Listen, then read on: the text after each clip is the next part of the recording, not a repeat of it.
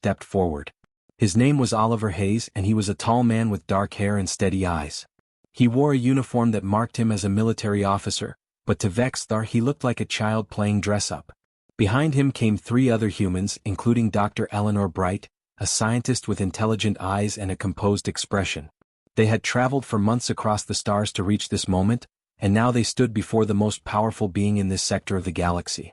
Queen Vexthar, Oliver said, bowing respectfully.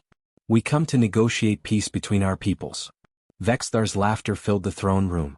It was a deep, rumbling sound that seemed to come from the very earth itself. Peace, she said, her voice like distant thunder. You bring me peace from creatures who cannot even survive the gravity of my world without those machines you wear? She gestured dismissively at their pressure suits. You are children playing with toys you do not understand. Oliver did not flinch. He had prepared for this reaction. Your Majesty, our 2 civilizations have been on the edge of war for 3 years. The territorial dispute over the Kepler colonies threatens to destroy both our peoples. We are here to offer a solution that benefits everyone. And what solution could you possibly offer me? Vexthar asked. She stood from her throne, her massive body unfolding to its full impressive height. The human stepped back instinctively as she descended the long stairs, each step making the ground shake slightly. Your ships are fast but fragile. Your weapons are innovative but nowhere near the power of dragonfire. Your technology is impressive for your level, but we have been perfecting ours for 10,000 years. Eleanor stepped forward now. Your Majesty, what we lack in individual strength, we make up for in adaptability and speed of innovation. In the last 100 years alone, humanity has made technological advances that took your kind 1,000 years to achieve. We are asking not for submission but for partnership. Vexthar circled them slowly, like a predator examining its prey. She could kill all of them with a single breath of fire. She could destroy their entire delegation and their ships without any effort at all. But something in Oliver's demeanor intrigued her. He was not afraid, not truly. He was careful, respectful, but not cowering. It was unusual for a human. You speak well for a small creature, the Queen said. But words mean nothing without action. What concrete proposal do you bring before me? Oliver took a deep breath. We propose a permanent union between our peoples. A binding that would make war between us not just unlikely but unthinkable. A genetic connection that would tie our civilizations together for all future generations. Vexthar stopped moving. She turned to face him directly, her enormous head lowering slightly to look at him more closely. Genetic connection, she repeated, her tone shifting from mockery to something more like curiosity. You suggest breeding between our species? Yes, Your Majesty, Oliver confirmed. Historical records show that interspecies partnerships have always created the strongest alliances. We are proposing that you consider taking a human mate. It would send a message across the galaxy that our peoples are truly united. The Queen's eyes narrowed. She found the idea amusing. Almost ridiculous. The very thought of a human carrying her offspring, of creating some sort of hybrid creature, seemed like the punchline to a cosmic joke. She began to laugh again, even louder than before. Her laughter echoed through the entire throne room, bouncing off the crystal walls and stone floors. You wish for me, Queen of the Dragon Empire, to breed with one of you? She gestured at the humans. To carry your weak, pathetic young inside my body? The idea is beyond absurd. It is insulting. And yet... She paused, her laughter fading into a thoughtful expression. It is also rather clever. Oliver watched her carefully, trying to read her expression. Dragon psychology was difficult for humans to understand, even with all their research and study. Very well, Vexthar announced suddenly. I accept your proposal. But I will do this myself. I shall breed with a human, and if by some miracle a child is born, a hybrid creature that somehow survives, then perhaps your people will understand the vast gap between us. Perhaps this will teach you the futility of your ambition and show you that you are, and always will be, beneath the dragons. Oliver's heart raced. He had hoped for this outcome, but he had not truly believed it would happen.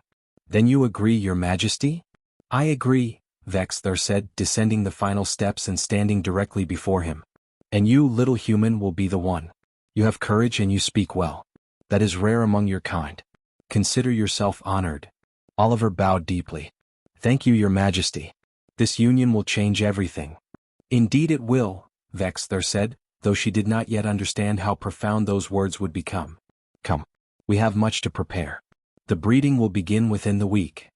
As the humans were led away to their quarters, none of them could have predicted what would happen next. None of them knew that this moment would mark the beginning of something truly revolutionary. The Queen's mocking laughter would echo through history, remembered not as a symbol of human inferiority, but as the moment when everything changed, when the impossible became real, and when two species discovered they were far more connected than anyone had ever imagined. Queen Vexthar knew something was wrong 3 weeks after the conception. Her body felt different in ways she could not explain. The dragon physicians came to her private chambers, their expressions growing increasingly confused as they examined her. They had never seen anything like this before. In all of dragon history, there had never been a successful hybrid pregnancy. The genetic differences between humans and dragons were supposed to be too vast, too fundamental, for any offspring to survive. Your Majesty, the lead physician, an ancient dragon named Corvin, said carefully, the pregnancy is progressing. The child is growing inside you. But we do not understand how this is possible. The human DNA should have been rejected by your body within days. Instead, your physiology is adapting to it. Your body is changing to accommodate the hybrid fetus. Vexthar felt a strange mixture of emotions. Pride that she was capable of bearing this impossible child. Anger that her body was transforming in ways she could not control. Fear, though she would never admit it to anyone. The Queen was used to being in command of everything, and now her own body was revealing that she was not truly in control of this situation. Meanwhile, on the human research ship orbiting the Dragon world, Dr. Eleanor Bright was making discoveries that would shake the foundation of galactic science. She had been analyzing the genetic samples they had collected from both species, trying to understand how the conception had occurred at all. What she found in the human DNA was extraordinary. Look at this, Eleanor said to her research assistant, Oliver's younger brother Robert, pointing at the holographic display showing human genetic sequences. These markers right here. They are dormant, but they are definitely draconic in origin. Sometime in human history, dragons visited Earth. They left their genetic signature in our DNA. Robert stared at the display in amazement. You're saying humans are part dragon? Not exactly part dragon, Eleanor explained, her excitement building. I'm saying that humans and dragons share a common ancestor. Thousands of years ago, before dragons and humans evolved into their current forms, we were the same species. We diverged, evolved separately, adapted to different environments. But the genetic connection is still there, deep in our DNA, waiting to be activated. This is incredible, Robert whispered. If this is true, it changes everything we thought we knew about our species. Eleanor nodded. It explains why the pregnancy is happening. It explains why Vexthar's body is accepting the human DNA instead of rejecting it. Her body recognizes it as something ancient and familiar. The genetic connection is real. It's not a union of two separate species. It's a reunion of two branches of the same family tree. Eleanor immediately requested a private meeting with Queen Vexthar. The request was unusual, but the Queen was curious about what the human scientist had discovered. So Vexthar agreed, and Eleanor was brought to the royal chambers where the Queen was resting, her enormous body draped across her nest of obsidian and gold. Your Majesty, Eleanor began carefully, knowing she was in the presence of a being who could incinerate her with a single breath. I have discovered something about your pregnancy. Something that may change how you understand this situation. Vexthar's eyes opened fully. Speak. Eleanor explained her findings about the dormant dragon DNA in human genetics. She showed the Queen the research, the genetic sequences, the proof that dragons and humans were not separated by thousands of years of evolution, but by common ancestry that was much deeper than that. You are not carrying an aberration, Your Majesty, Eleanor concluded. You are carrying proof of something that has been forgotten for millennia. Your peoples and mine are linked by blood. We share the same genetic foundation. This pregnancy is not a mockery of your legacy. It is a rediscovery of it. Vexthar was silent for a long time. The proud, confident Queen who had laughed at the idea of breeding with a human was confronted with the reality that perhaps she and the humans were not as different as she had believed. Perhaps her mockery had been misplaced. Perhaps, in fact, she had been mocking something that was not truly separate from herself. Bring Commander Hayes to me, the Queen said finally. Oliver was escorted to the royal chambers that evening. He found Vexthar in a state he had never seen before. The Queen seemed almost vulnerable, though her massive physical form remained as imposing as ever. She was resting on her side, one clawed hand positioned protectively over her swelling belly. Commander, she said, her voice lacking its usual mocking tone, Dr. Bright has shown me her research. Is this true? Are humans and dragons truly connected by ancient blood? Oliver nodded. Yes, Your Majesty. According to our scientists, the evidence is overwhelming. Our species diverged so long ago that we forgot we were ever the same. But the genetic connection remains, dormant but still present in human DNA. Then I was wrong to mock you, Vexthar said quietly. It was not an easy admission for a queen to make. You were not primitive. You were simply different. Evolved along a different path. Perhaps, Oliver said carefully, we are both incomplete without each other. Your strength, our adaptability. Your ancient wisdom, our capacity for rapid innovation. Together, we might be something neither of us could be alone. Over the following months, something remarkable happened. Vexthar allowed Oliver to remain near her during her pregnancy. He brought her Eleanor's research, updated her on the scientific findings, and talked to her about human history and culture. The queen, who had been so determined to remain isolated and powerful, found herself opening up to this small human in ways she had never expected. Her body continued to change. Her scales developed new patterns. Her wings felt heavier. Parts of her physiology adapted to carry the hybrid child. The physicians monitored her constantly, fascinated and concerned in equal measure.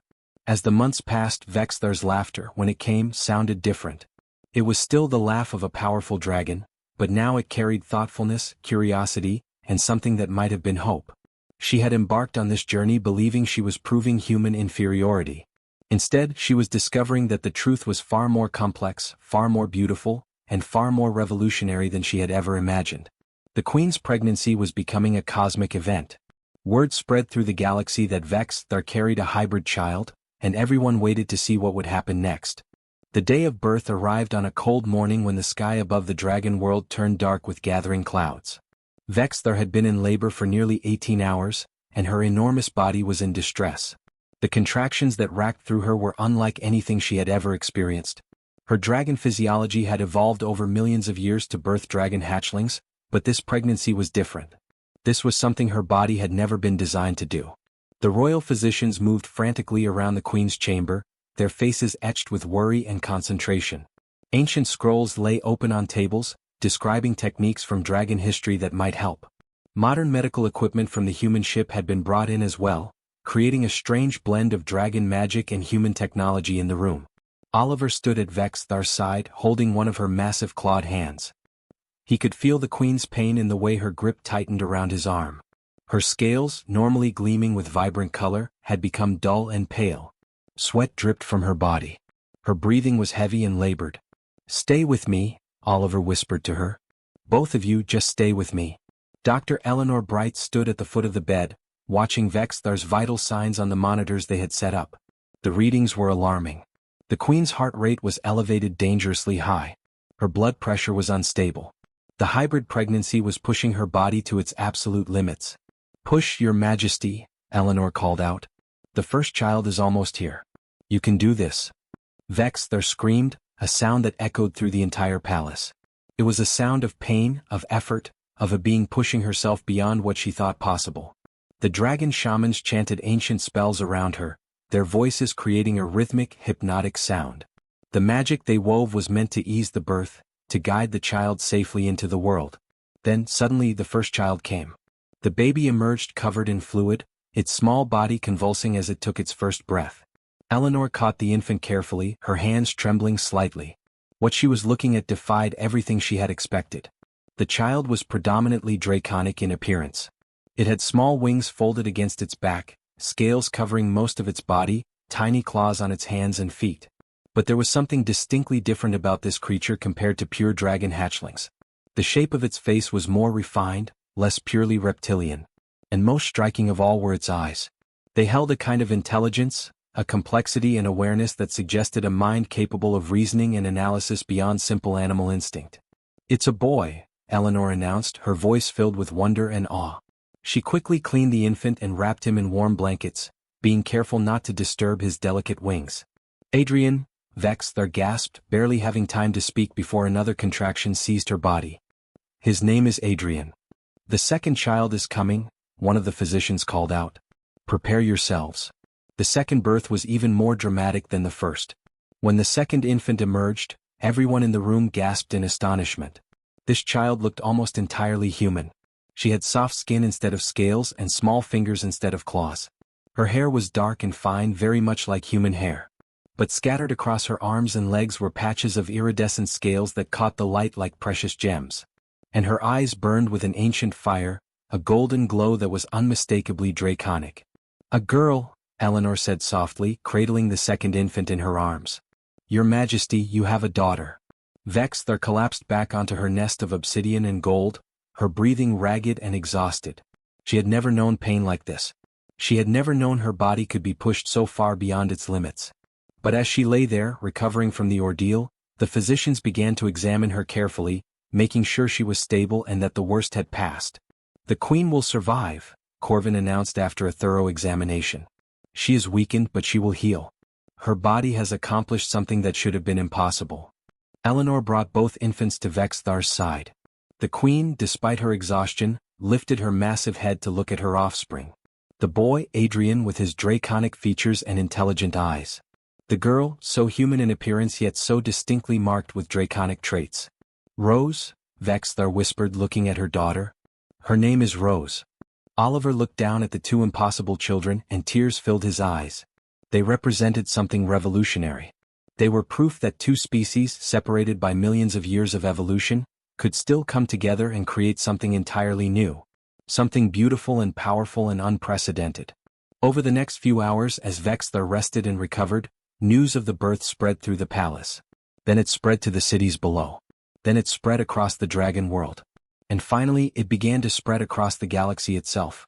The Queen of Dragons had given birth to human-dragon hybrids. The impossible had become real. Two different species had created offspring that belonged fully to neither species and yet somehow to both. Scientists began demanding access to study the twins. Politicians scrambled to understand the implications. Military strategists considered what it might mean for the balance of power. Religious leaders debated whether this was a miracle or an abomination. But in the quiet of the royal chamber, none of that mattered. What mattered was that Vexthar, the proud queen who had mocked humanity and believed herself superior in every way, now lay exhausted and amazed as she watched her two children sleep peacefully at her side. One child who would inherit her draconic power and wisdom. One child who would inherit humanity's adaptability and capacity for connection. In that moment, as Oliver placed a gentle hand on the Queen's shoulder and Dr. Eleanor documented the historical significance of what had just occurred, something fundamental had shifted in the universe. The age of separation between species was beginning to end. The age of unity and partnership was just beginning to dawn. The birth of Adrian and Rose would echo through galactic history for millennia to come, remembered as the moment when two worlds discovered they were not as different as they had believed, and that together, they could create something far greater than either could ever be alone. News of the birth spread across the galaxy like wildfire. Within days, every major civilization had heard about it. The Queen of Dragons had given birth to human-dragon hybrids. The impossible had become real. Television broadcasts, digital communications, and ancient radio waves carried the story to the farthest corners of known space. Scientists rushed to publish papers analyzing what had happened. Geneticists worked frantically to understand the mechanics of the pregnancy and birth. Political analysts debated the implications for interstellar relations. Military strategists wondered if this changed the balance of power between species. Religious leaders questioned whether this was divine intervention or a violation of natural law. But the most dramatic shift happened in the Draconic Imperium itself. Vexthar, still recovering from the birth, granted an interview to the galactic media.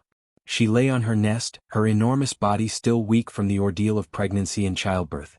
Oliver stood beside her, and Dr. Eleanor sat nearby with Adrian and Rose in specially designed cribs that could accommodate both their needs. "I was wrong," the Queen said to the assembled cameras and reporters. Her voice, usually so commanding and full of mockery, carried a different tone now. It carried humility.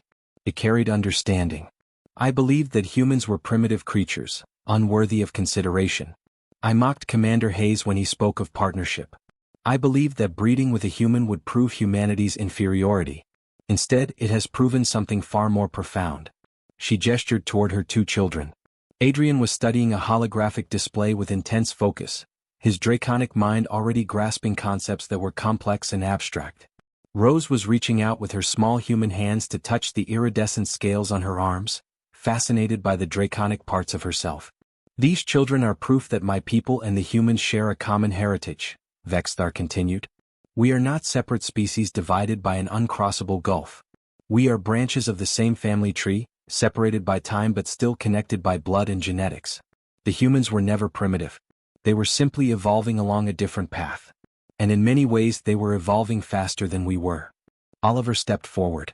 Your Majesty, with your permission, I would like to share Dr. Eleanor's findings with the Draconic Council. Vexthar nodded. You have my permission, Commander. In fact, I insist upon it. Dr. Eleanor presented her research to the Dragon Council the following day.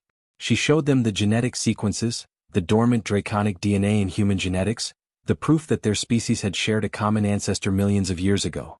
She explained the science in clear, simple terms that even the oldest and most traditional dragons could understand. The reaction was profound. Many dragons were shocked. Some were angry. A few were skeptical. But gradually, as the evidence was presented and discussed, a new understanding began to spread through dragon society. The humans were not inferior. They were simply different. And in their difference lay strength and potential that had been hidden for millennia. Meanwhile, on the human side, the birth of Adrian and Rose created equally dramatic shifts. Oliver's government celebrated the diplomatic victory. Humanity was no longer seen as a young, insignificant species struggling to find its place in the galaxy. They were now connected, through blood and genetics, to one of the most powerful civilizations in known space. But more importantly, scientists everywhere began to reconsider their assumptions about other species. If humans and dragons were connected, what about the other civilizations in the galaxy? What about the crystalline beings of Zeta Prime, known for their mathematical genius? What about the energy creatures of the nebula sector, who seemed almost pure consciousness? What about the countless other species that galactic civilization had classified as primitive or inferior? We need to examine every species we have dismissed, Dr. Eleanor told Oliver as they watched Adrian and Rose sleep. If humans and dragons share ancestry, then perhaps every intelligent species in the galaxy is connected in ways we never imagined. Perhaps there is no such thing as primitive or inferior. Perhaps there is only potential waiting to be discovered. Vexthar and Oliver began working together to reshape galactic politics. They proposed a new interstellar accord, one that would treat all species with equal respect and dignity. They suggested research initiatives to explore genetic connections between different civilizations. They advocated for partnerships and alliances based on mutual benefit rather than dominance and submission. Not everyone supported these changes. There were those who had grown comfortable with the old hierarchies, where certain species were considered superior and others inferior. There were politicians and military leaders who feared that equality would diminish their power. There were traditionalists who believed that the old ways were better. But the twins became symbols of what was possible. Adrian, with his draconic power combined with human analytical brilliance, demonstrated capabilities that neither species alone could achieve. Rose, with her human empathy and innovation combined with draconic wisdom and longevity, showed a different kind of strength that was equally remarkable. As the months passed, Adrian grew stronger and more intelligent. His wings developed rapidly, but they were smaller and more refined than pure dragon wings, allowing for greater maneuverability and control. His mind grasped concepts across both dragon and human knowledge systems with ease. He showed a particular interest in understanding how two different species could think so differently and yet reach similar conclusions about the nature of reality. Rose grew taller and stronger as well. Her draconic heritage began to express itself more fully. The scales on her skin multiplied and became more vibrant. Her eyes began to glow with the ancient fire that marked all dragons. But she retained her human empathy, her capacity for compassion, her understanding of individual experience that dragons, with their long lives and ancient perspectives, sometimes overlooked. Vexthar watched her children develop with a sense of wonder that was entirely new to her. She, who had ruled with absolute authority for 3,000 years, was learning what it meant to be a parent. She was learning humility. She was learning that power came not just from strength but from wisdom. She was learning that the future might be better than she had ever imagined. "I owe you an apology," Vexthar said to Oliver one evening as they watched Adrian and Rose play together, their hybrid nature allowing them to engage in games that neither pure human nor pure dragon could enjoy fully. "For my mockery. For my arrogance. For believing that my people were superior to yours."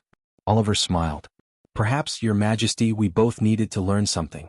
Your people needed to learn that humans have value beyond just being servants or subjects. And humans needed to learn that we are part of something greater than ourselves. We are not alone. We never were." And as the twin children played, the galaxy began to shift. The age of assumed superiority was ending. The age of genuine partnership was beginning. And it had all started with a queen's laughter and a human commander's courage. 20 years had passed since the birth of Adrian and Rose. The twins had grown into remarkable beings, each embodying the best qualities of both their species. Adrian was now tall and broad, with powerful wings that were more elegant and maneuverable than pure dragon wings. His draconic strength was balanced by human creativity and innovation.